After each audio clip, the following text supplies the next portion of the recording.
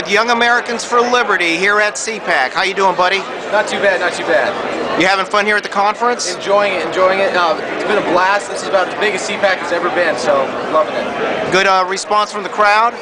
Huge response for the crowd. Especially, what really surprised me, Young Americans for Liberty and the Campaign for Liberty, we had a huge presence here. Excellent. Now, Pop the Fed. Tell us about that. Pop the Fed. Well, we're here to kind of show, we had this big balloon game going on yesterday.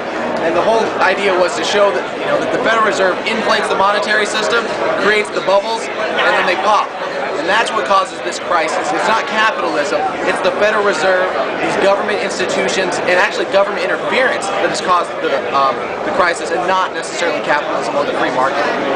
This budget that just came down the pike yesterday, the day before yesterday, more zeros than I can fit in my head. What do you think about that? It's horrible. Government spending in general, all government's a zero-sum game. So whenever they take money from the taxpayer and inject it somewhere else, that's what it is. It's like drawing blood from your leg and like shooting it into your arm. It's not going to stimulate anything. All this is a spending bill. It's not a stimulus bill. And the new budget, not going to fix anything. It's only going to prolong and make it worse.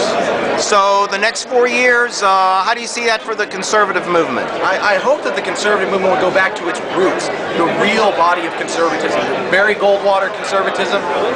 Young Americans for Freedom were real instrumental in getting Reagan elected in '84. Young Americans for Liberty is going to do the same thing. Get us back to real conservative roots, real conservative principles, and hopefully we'll see a 2012 that was much like the Goldwater-Reagan transition. Do you have any favorites for 2012? Too early to tell? Ron Paul all the way. Ron Paul all the way. Well, thank you so much. Good luck. I appreciate it. Pop the Fed at cpac.